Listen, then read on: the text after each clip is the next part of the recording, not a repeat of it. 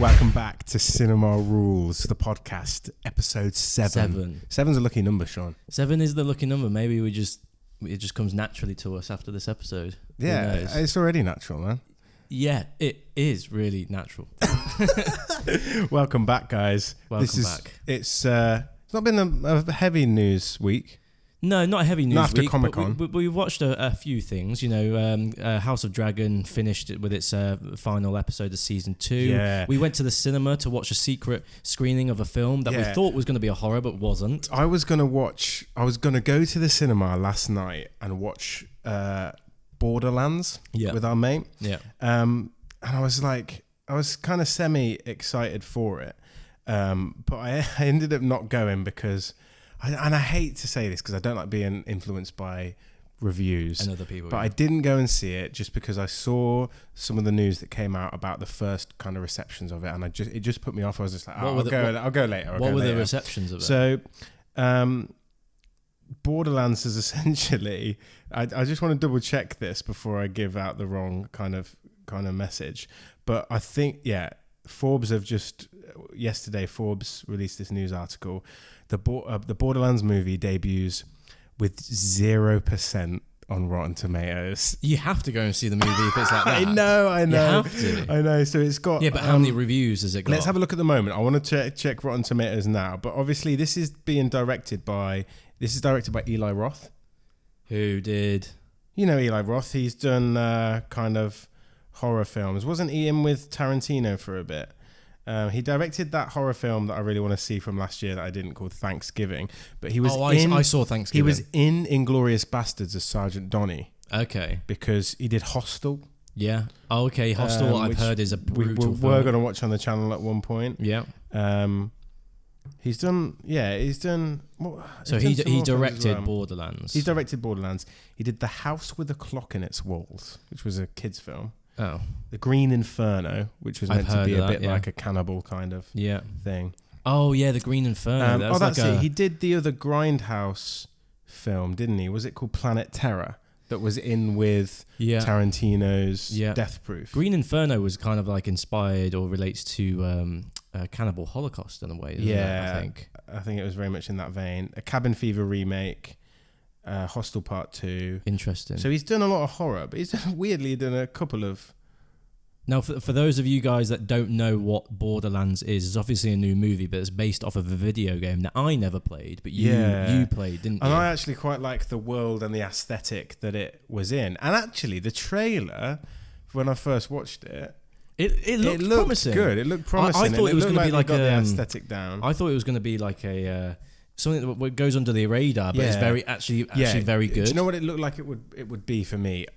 Did you see the Dungeons and Dragons film with Chris Pine? I did. I think I can't remember if I finished watching it, but I remember sitting down and watching it. I actually rated that film, and I really want them to make a sequel to it. But it looked like for me it'd be in that sort of vein. But this has Cate Blanchett, Jamie Lee Curtis, Kevin Hart, Ariana Greenblatt, Florian Munteanu, and obviously Jack Black's doing the voice of Claptrap, who's like the famous robot from Borderlands. Yeah. And I was like, it's a stacked cast. Yeah. Jack Black's doing blooming everything these days, video games, and did Mario, he's doing a Minecraft movie with Jason Momoa. And to be fair, video game adaptations recently have been doing really well. They've actually been churning out some good gems. With Fallout, you had The Last of Us TV show. There's a rumour that because Halo hasn't done very well, the studio's shipping it around to sell to other people, and apparently Christopher Nolan wants to buy it for his production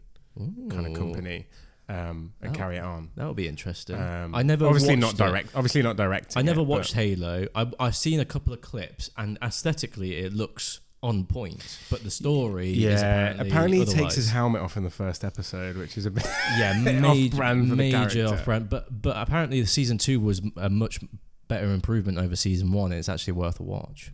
I'll probably check it out, but let's go back to Borderlands for a sec. It's currently at 6%. How many reviews? 6% critics with 66 reviews. That's really bad. That's outrageously bad. That's really bad. Audience score still it's still got the little tipped over popcorn bucket, but it's at 48%, which is still so bad. For audience that would say that, you know, it's a take. I mean, the audience have gone to see this film are probably fans of the game, so it's It's make or break it, isn't it? Really? Yeah. I mean, I think this film is a 12, I think, or PG-13 in America, which is probably a bad choice for that franchise because it's a 15 it's a 15 and it's got lots of blood and violence. And but it's very much comic booky style violence, isn't it? It's not, but Deadpool in tone, I would say. Really, that brutal. Yeah. Deadpool was quite brutal and crude. Yeah, well, it's a 15. And definitely Borderlands is set in that universe, is kind of a 15. Do you think you will go and see it eventually? I'll probably go and see it because it's my sort of... At the cinema, I or like would you sci-fi. wait for it to come out? I'll probably go. But, I mean, next week, we've got a horror film that's a secret screening that we're going to go and see. We don't know what it is. We don't know what it is. We think it's something new. We think it's Cuckoo, which I saw the trailer. We saw the trailer to that. I saw it for the first time at the cinema. Was it the first time for you as well? It's this new kind of body horror film. Isn't it? That looks interesting. But also the Alien Romulus is out next week as well. And I just can't wait for that. I want to go and see it at the X Plus Showcase Deluxe Cinema screen just because think it's big screen, blasting based, speakers in this particular in this particular screening, but the trailers I might even see it twice next week. Yeah, but the trailer's been shown so much. I don't know because I've only seen the one trailer that keeps coming on in the cinema. I haven't seen any more. That trailer though shows so much, and I've actually had to look away and close my ears because I don't want to watch anymore because I'm sold already. You don't need to show me anymore. There was one. What was it? Oh, it's when we went to see this film this week that we went to see. There was the Crow reboot, and the trailer for that literally shows the entire film. It does, and everyone's saying that the reviews are coming out for the Crow that it looks bad and all it's bad. I don't think the reviews have been out. It's comments, isn't it? Comments, yeah. But the trailer, I'm actually a fan of the trailer. The trailer looks badass. The tone's cool. I think it had the same problem as the Gladiator 2 trailer with the music choice. No, I don't think so. I think the music choice is fitting for that story. Gladiator is obviously not fitting at all. Someone actually on YouTube did a recreation of the Gladiator 2 trailer. I think you might have mentioned that in a previous podcast, and I actually went to see it, and it was insanely better. How much better it was because it used the actual music, Hans Zimmer score. Hans Zimmer score in the trailer, which makes sense to do. And it just elevated it so much better. So there's a lot coming out. So I'll probably Trap is coming out. I don't care what people say about M. Night Shyamalan. I think he's great. Yeah, but I've heard they're popcorn horror films. Like the last one we watched was Old, wasn't it? I didn't see The Cabin at the End of the World or whatever. I didn't see that. But Old, they're just so weird. But I've heard something that's put me off Trap. I've heard people say it's basically a pre-recorded concert of his daughter singing, because the person that they're going to see, the concert, is his daughter in real life, M. Night Shyamalan's daughter. And apparently it's just an advertisement for her, which has put me off so much because it for me it feels like he just wanted to do this thing for his daughter and then create the story. Maybe that's what gave him the idea of the story, but I'm hoping for a Shyamalan twist. I don't think we're going to get a great one. I mean, this can't be a spoiler because we haven't seen the film, but you've got a theory, haven't you? I think it was you that said this, that you think the daughter is going to be a killer as well. From the vibe I get from reviewers, non-spoiler reviewers, and he's trying to stop her from getting I don't think that's going to be the case, but I'll stick to it. I'll see what happens. What a great twist that'd be, though. I don't know what it would be. Have to have weird. A twist in every it would be film, but he's famous for it. Yeah, but. Yeah, I'll watch Trap. I'll definitely watch Alien Romulus. Will you watch Borderlands at the cinema? No. I wasn't a fan of the game, so I'm not that interested in it. Yeah. I'll wait for your review. It's definitely the IP that's being mined at the moment, though, isn't it? I think the next Netflix have got an Assassin's Creed series coming out because of that Michael Fassbender Assassin's Creed film that bombed and was trash. Yeah. I saw that film. Speaking of Michael Fassbender. I knew you would segue with that. Speaking of Michael Fassbender. I haven't seen him in a while. He took a break. He took a long break, and then me and Tom went to see a film, a secret screening that we thought was going to be a horror movie, film. But it came up as Kneecap. Now, but it was an 18. So in the UK, an 18 is obviously an R rating, isn't it? Yeah. Is it more than that? Because R rating is 15, isn't it? No. R rated is 15. Yeah. Sorry. So I guess, is it NC-17? They call it that? I think so. So you have to be an adult or you have to be 18 years old in the UK to watch it. But we hadn't heard of the film before. Kneecap. No, and it took us by surprise because we were expecting a horror movie, and even when the title came up, I was like, okay, this is an interesting name for a horror movie. And I don't think a lot of people will have heard about this film, Kneecap. It did, I think, premiere at the Sundance. It was Festival. a winner. It was a winner. It was a winner in a category, I think. Yeah. This is directed by Richard Pepiat, and it basically follows the fate of 3 singers, rappers, DJ. They're kind of hip-hop artists, aren't they? Wannabe hip-hop artists. And it centres around them, and they're from the west Island. It's Northern Ireland they're in, isn't it? Northern Ireland. After the Troubles. West Belfast. Yeah, do you want me to read you the IMDb mini plot? Go for it. When fate brings Belfast teacher JJ into the orbit of self-confessed low-life scum, I can't pronounce their names, Nosi and Liam, the needle drops on a hip-hop act like no other. Rapping in their native Irish, they lead a movement to save their mother tongue. And I was like... when it turned into when they started rapping and it was a hip hop thing, I started being like, oh, for God's sake. When it first started, I thought it was going to be a gangster kind of crime film. Yeah. And it was called Kneecap because there'd be... And it is loosely based on a true story of an actual hip hop group called Kneecap. It's the same people as well. Yeah, I was shocked. Like the 3 main characters in this film play themselves. Now, obviously, we don't know how actually biographical it is. They take liberties because the guy, I don't think the main rapper's dad is played by Michael Fassbender, who's a kind of Republican who was a criminal in trying to get independence and things like that. Yeah, I think so. I think that part is a bit fabricated. Potentially, I think the loosely based on a true story is probably obviously it's set in West Belfast. It's about that. How they became up and coming, new hip hop group, but it also was surrounding like the backdrop of the political tension and social issues surrounding the legality of the Irish tongue. Yeah, and the lack of people that speak it as their own language, and the fact that it's dying out. So it did have a kind of weight to it, and a kind of in the vein of like an independent message that it has. It was very patriotic. Yeah. It was very patriotic for the Irish, but it was. I was so pleased with it. I was surprised. I was surprised as well. I don't know whether that's because we didn't know what it was going to be, and it was just something we probably wouldn't necessarily have gone to see. We might have watched it further down the line. No, we wouldn't have. But I thought it did well to keep our attention and still surpass our expectations, because we were going into there to expect a horror movie, and we got a little bit disappointed at the beginning. This was a drama, but it was also a pretty hefty comedy as well, I would say. A dark comedy, you would give it as its comedy genre. Yeah. But it was funny, man. There was some really good... drug use, it was an 18 for drug use, for sex, and for swearing as well. For swearing, and... There's a bit of a realism to it. I felt... So there was a relationship, obviously, with their father, Michael Fassbender, who was a political... almost exile, basically. A criminal that did a load of bombings in the name of Northern Ireland or whatnot.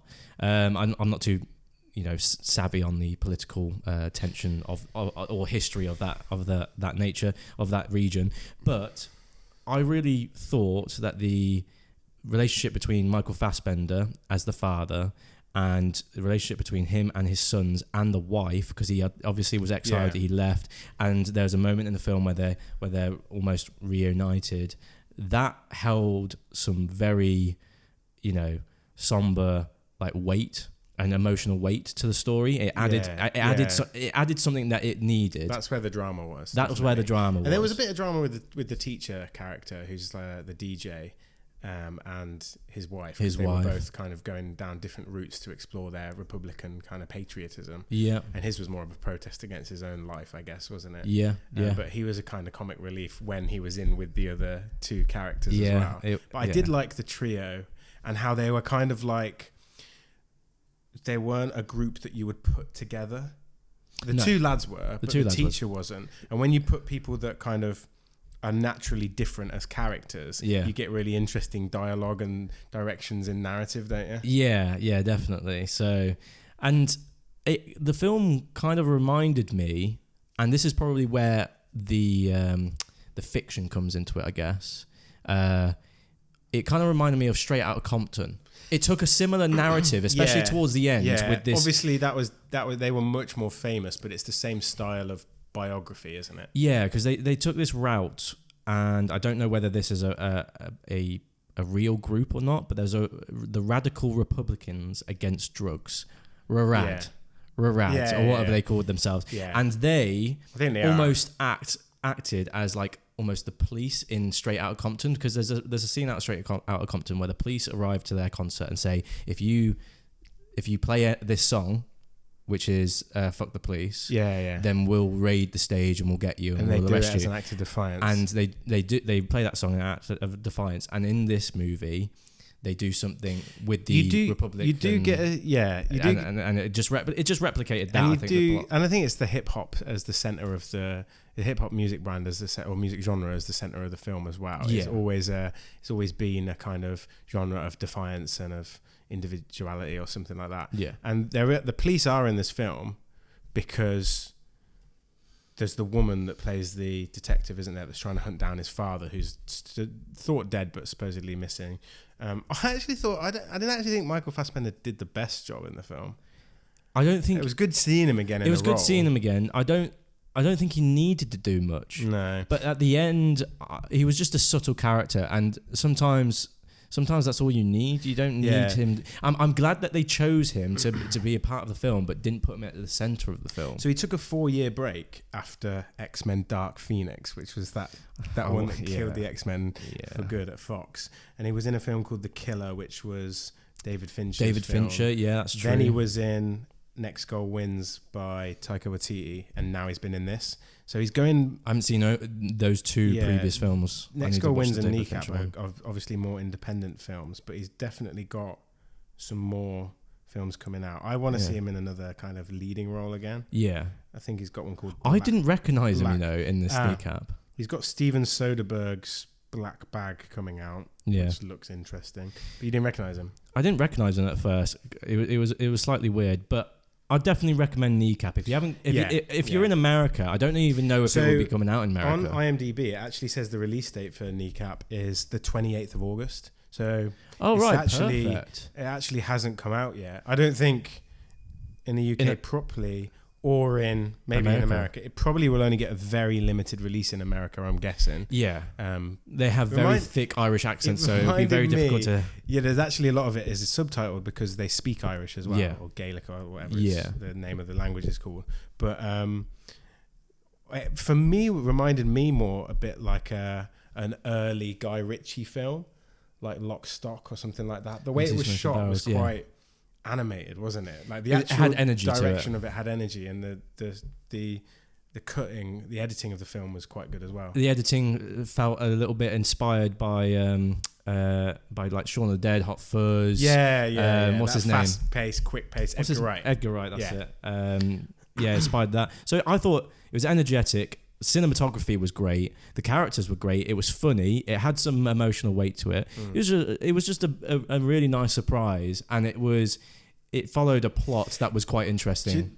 And you know what? It's got me really into these blind screenings. Yeah, because you don't know what you're going to get. I mean, I don't know if everybody has the opportunity to do it, but if you do see these secret screenings in your local cinemas, then just go to them, because we would have never probably seen that film otherwise. Yeah.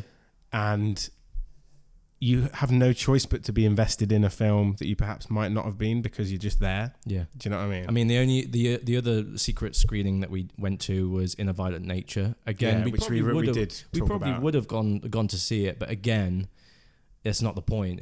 And there's a few people that left the cinema in Kneecap probably because they were expecting one thing. Not many people left us in a violent nature. No, they didn't. But yeah, I agree. And we've got one on Monday coming up, which is going to be a horror movie because it's called Secret Screaming. Play on words there. But by the way, they advertised it as an hour and a half. This says an hour and 45, so it doesn't really matter about the time. No, exactly. But yeah, if you get the chance towards the end of this month to go and see Kneecap, we highly recommend it. I think you'll have a good time with it. It has some emotional weight and some big laughs in it. But next topic, Sean. Let's segue really badly into another horror film that's coming out soon. You saw in the news that 28 years later has been confirmed as wrapped shooting. Yeah, which is nuts. That's been really quick. I didn't even realise they started filming. I thought they were still negotiating a script and Cillian Murphy coming on board. I had no idea. Up by where I went on holiday. Yeah. Literally about a couple of days ago. A couple of weeks earlier, that whole location was locked off or blocked off because they were filming 28 years later there. Where was this? Up in Northumbria. So you went up there and they I was looking at the place weeks before. Yeah. And they were filming up there. And this is like a really kind of, I don't know if you've been to Northumbria before, but there's like really open, lots of open area, lots of green area, fields and stuff. Yeah, the moors, but you've got loads of beaches as well that are all empty. It looks like it's been. Yeah. It looks like going back in time, like it hasn't been inhabited. Like it hasn't been. Yeah. Inhabited for a while. Are you excited about the film coming out? Well, I was still I was surprised that they said they finished wrapping because I thought the last time I heard about it, they were still trying to decide whether Danny Boyle was going to direct it. And he is. Oh my God! Yeah. I didn't think he was. Exactly. Because the news that I heard was that he wasn't. Thank God! I'm so glad he's directing it. He wrote it as well. He's written it with Alex Garland though, who was the original writer of 28 Days Later. He's actually started off writing books though, didn't he? With The Beach, that that got turned into a Leonardo DiCaprio film. Yep. And then became a director. And he's wrote some real big films like Ex Machina, Annihilation, Men, and most recently Civil War. He directed all of those as well. And he directed all of them. But he says he's going back to writing. There is one reason, Sean, why this film is getting made. And it's nothing to do with Danny Boyle or Alex Garland. Why? It's because Cillian Murphy won an Oscar for Oppenheimer. That's the only reason they've reached out to him to get him back on board. And apparently he's in the film. And the fans. Yeah, the fans have been calling for it for years though. Yeah. I mean, they should have done 28 years. 28 months later they should have been. They should have done 28 months later. But Cillian Murphy's in the cast as Jim. Great. But I don't think he'll be the main character because you've also got Aaron Taylor-Johnson, who's massive at the moment, probably going to be the next James Bond. Ooh. And Jodie Comer, who was in Bike Riders. Also massive, was in Bike Riders, but I think she's tailed off a little bit. Yep. And they got Ralph Fiennes as well. Oh, Jack O'Connell's in it. Remember that guy? Yeah. Ralph Fiennes, Ralph Fiennes, great. Yeah. Erin Kellyman, she's been in a few Marvel things. Will Ralph Fiennes be a villain, do you think? He's going to be a villain. Has to be. He has He's to be. a classic villain. He's the best. I mean, when we watched The Menu, that was the last thing I saw him in. Yeah. A masterclass of acting. Brilliant. I think you've really got top quality actors here. Do you know who Jack O'Connell is? Yeah, no, I remember him from Unbroken is a good film that we was in. Remember him? I think I saw him in Skins. So you saw him in Skins. The first time I saw him was in a prison movie called Starred Up. Have you seen that? No. Oh, watch it, Tom. It's so good, and he's so good in it. And who was the guy that plays his dad in that? His name's Ben Mendelsohn. Ben Mendelsohn, yeah, I know Ben Mendelsohn. He's great. Yeah, he's great. He plays his dad in it. Watch Starred Up, Tom. You'll like it. I'm just glad Danny Boyle's back, but also Fast Zombies are back. Yeah, like there's so much you can do with them. Like, and also, how are they going to work it? Because the end of 28 weeks later, they kind of spread out into France, didn't they? I think they're going to almost ignore 28 weeks later. Yeah. I think they're going to go straight from 28 days later. But my only concern with the plot is please don't make it too similar to the original with the army guys at the end. Do you know what I mean? Yeah, with Christopher Eccleston, at the end. Yeah, I think Don't repeat that. There's please. some interesting things you can do here. I've seen some set photos of Jodie Comer and a kid who looks like maybe a little brother or maybe a son or something like that. Right. And they've got really kind of old clothing on. Okay. So I wonder if they've literally just been surviving out. I mean, it is 28 years of zombie apocalypse. Yeah, it hasn't actually been 28 years. So I hope the environment itself is a character on it in its own. 28 days later came out. Because if it's 23 years ago, it would have been. So almost. That's actually almost, yeah. But I hope, because in 28 days later, you didn't have the environment per se being a character in its own. 28 years later, because of the overgrowth, vegetation, environment, even the zombies could have changed. Yeah, they might have mutated. They might be different, or there might be another outbreak in a safe area. You never know. But I just hope that the environment has a big impact on the plot. It's weird, isn't it? Because theoretically, it's easy to write a story for 28 years later because it's a zombie survival story. But I'm hoping Alex Garland does something interesting and different. Oh, he has to do. He has to. Because you could just do it like an episode of The Walking Dead. Do you know what I mean? But yeah, Alex Garland's track record has been, very meticulous writing. It's been almost Oscar caliber writing. So I hope we get a sophisticated zombie movie. When was the last film that Danny Boyle did, actually? Oh, I don't know. Because I haven't seen one for him for a while. He did the Sex Pistols documentary yesterday, the one where the guy wakes up and the Beatles don't exist. Yeah, I saw that. Yeah. Trainspotting 2, Steve Jobs, Trance. I saw Trance. That was a weird film. Man. Yeah, that was a weird Remember film. that? I think you saw it. But yeah, I'm excited overall. Yeah, I am as well. And has it got a release date yet? I don't know. Let's just have a double check. I don't think it does. 28 years later, I think expected June 20th, 2025. So almost in a year. 10 months. In the summer. That'll be good. Yeah. That'll be good. Cillian Murphy, man. He's riding high. I expected him to be Dr. Doom, but everyone loves him. But Robert Downey Jr. stole it. He's so down to earth, Cillian. Yeah, he has also got the Peaky Blinders movie coming out, which has just started filming as well. Yeah, that's true. You've seen all the Peaky Blinders, right? Yeah. I loved the final season. Absolutely loved it. Yeah, it was a great twist in that final season. Yeah. But yeah, there's a few good films coming out. An interesting one I just saw is A24 have announced a film with Robert Pattinson and Zendaya leading it. Ooh. It's called The Drama. It's a terrible name. Nah. The Drama. But it's being kind of overseen by Ari Aster, I think. Not directed by him, but kind of produced. Okay. Horror movie then? Well, it's A24, isn't it? So it's like, it could be horror, it could be just weird. Melodrama. Yeah. I did screenshot the news of it somewhere. Let me see where it is. Oh, no idea. I've lost it, Sean. That's fine. We'll talk about it. Yeah, talk about it in more detail when we get more info about the plot. But we reportedly set to follow a couple's romance as it takes an unexpected turn before their big day. A tortured love story. Oh, interesting. You could make it. I love like psychological. I love like personal like drama, like that just ruins people's lives. Like that's why we're movie fans. Yeah, Sean. just like I don't know. It's just drama that you're not a part of is great because you just get to talk shit about other people that don't exist. And talking about talking shit, Sean. I don't want to talk about this next segment because I know what you're going to say. Right. You don't know my full opinion. Okay. I just what I like to do is I like to challenge people on their thoughts, even if I don't take the side of the challenger. Yeah. I just like to pick up on people's brains. So this obviously is House of the Dragon, the final episode 8 of season 2. Yes. You go. I go. What were your thoughts? So overall, I've enjoyed the season. Yeah. Overall, I don't think it's as good as season 1. All right. And I felt like it was a little bit flat. Right. Having said that, still like all of the character development. Yeah. Still love the character drama, the character interactions. Still love all of that.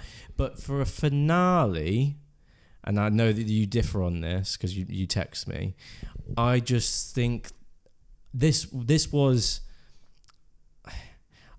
in some ways, it was good ending because it led to a potential it led to excitement for season 3, but in other ways it was dull. Right. I've got a real problem with this argument that people are going around at the moment saying, oh, there needed to be a battle and things like that. There has never been a real dramatic battle in the last episode of Game of Thrones. Doesn't matter. It always has to set up. Doesn't matter. For the story to come. Doesn't matter. And actually, I think there were some real quality moments in this episode with character. And I was do you know what I was actually thinking? Finally, in the past few episodes, I was thinking finally, because for me, although I love season 1, and there were some great moments with Viserys the king, who was a great character actor in it, there was no character depth or emotion to the characters. There was I felt there was really limited connections between the characters. There was a massive argument between Rhaenyra and Alicent in the first season. But for me, you're finally getting character to the surrounding characters. It's a boiling point. You're getting like characters like past few episodes. Aegon has massively come out as a great character with a emotional kind of depth. Larys Strong has become a good character. Aemond has become a good character. He's actually got some decent... He actually, in this last episode, showed some emotion for once. Some anger with his sister and some drama anger and emotion. almost uncontrollable... He almost looked like a little boy. Yeah. Because he had some tears, didn't he? He's finally got some emotion there. Yeah. You got Alicent... He's desperate. Alicent desperate to save her daughter. Helena getting some good scenes. You've got the son Jacaerys not liking the new dragon seeds and a bit of tension coming there. I just think we're finally getting to what made peak Game of Thrones, which was all the characters having relationships and characters with each other. And that's why I liked it. I don't have a problem with any of that. I agree with you that it's top quality character development. Can I just go through some of the episode? Can just before you say anything, I felt that in certain episodes it happened like 4 or 5 times. We had one big episode which was a battle and a dragon battle, awesome, but about 4 or 5 times it was like, oh, there's a battle, oh no, it's the end. There was a battle, but you didn't get to see it. They have to do that, and they've always done that. Including this last episode, it was like it just cut to a city on fire, and you're just like, oh, I would have loved to have seen that. Can I just say then, because I want to add to that, like, let me go through some of the episodes. The blue ball in me, Tom. Let me go through some of the episode 9s that we've had in Game of Thrones, right? Now, admittedly, this isn't an episode 9, it's an episode 8, or what I want to say is the episode before this was an episode 7, but it's still the penultimate episode. Yeah. This is what we've always had. Game of Thrones Series 1, Baelor, which is where Ned Stark gets his head cut off. Yep. Really dramatic. Episode 2, Blackwater. Oh, sorry, season 2, episode 9, Blackwater, which was the Battle of Blackwater Bay with Tyrion. Yeah. He actually gets not knocked out in that one, but he gets knocked out in a different one. You don't see the entire battle in that one though either. Yeah. Season 3, episode 9, The Rains of Castamere, which was the Red Wedding. All right. You always get the dramatic episode as the penultimate episode, so they can recover, set up the characters, set up the tensions and conflict for the next season, right? Yeah. In the penultimate episode of this season, we got the Red Sowing, which was the dragons getting chosen. Which was cool. That was great, man. It was amazing and it was dramatic. It was. We can't forget, these are like insanely expensive episodes to make with the dragons, right? It blows a budget doing a battle like that for the Rook's Rest battle. So that's why they can't do it. B, they can't do it because it doesn't happen in the story. There is an upcoming battle which is massively dramatic, which they could have done. So why didn't they do 10 episodes? Okay, so I'll tell you. Yeah. They could have done episode 9 and then episode 10 as the battle. Yeah. Which there is a massive battle coming. Yeah. Lots of stuff happens. But what they chose to do instead is prolong the story. Shorter seasons and add an extra season on. They've just confirmed that season 4 is going to be the last season. So this is where I'm a little bit concerned. This is what I'm a little bit concerned about. People would be complaining even more down the road that there's more filler episodes. I'm a little bit concerned here because the complaint with the end of Game of Thrones, the last couple of seasons, is that they rushed it. Yeah, but you can do the same about prolonging something. Yeah, and have the same effect on fans, on viewership, on experience. So them extending it for an extra season when they could do it potentially in 3 if they added 10 episodes per season. I would rather. I mean, I don't know how they're going to execute it. But 2 extra episodes in this season, and we would have got a. No, I'm telling you now, Tom. Everyone would have loved it. I think it would have been rushed. But picture this: season 3 comes round. You open with the episode that is the battle. It's not going to happen. The dramatic thing. It's not going to happen. No, it'll probably be episode 2. They'll probably extend it until episode 8, mate. No, it'll probably be episode 2. But I think there's enough there in the story. If it's episode 2, then they can do it in 10 episodes in season 2. Yeah, but they were also battling with the writers' strike. There were loads of things that they were battling with. Now we have to wait 3 years. I think people just. Now we have to wait 3 years. Forgive me, guys, but I just think people are ungrateful sometimes. Like, it's an insanely good show. Like, it is so much happens. It is a good show. Like, it is a good show. These are just constructive criticisms. There are some people out there like, why aren't there dragons fighting every episode? No, they just needed. Like I said in the last podcast episode, I felt that they needed to go out with a bang for this season in particular because there has been so much character development. It's all been good stuff. But there just needed to be a bang to get people excited for the 3rd season. Yes, people are probably excited for the 3rd season because it's leading up to a big battle. But I just feel like it just fell a little bit flat. It was just a bit. Do you not think it's just as flat? Do you not think it's just as flat though as seeing Daenerys sailing her ships across the sea at the end of season 6? No. I just feel that they were blue balling us. They were edging us for the entire season. But and it kind of just ended on blue balling. I think that's what they always do. Though. Like Daenerys getting her dragons at the end of series 1. John going over the wall. No, that's a big moment, Tom. That's still a big moment. What was the big moment in this episode? What about where? There were still big moments in those last episodes. Name me a big moment in this episode that wasn't just leading to everyone's going to come together and have a battle. That's not a big moment. That's not a big moment. I know a big moment from this episode. Corlys Velaryon getting told off by one of his kids. Yeah.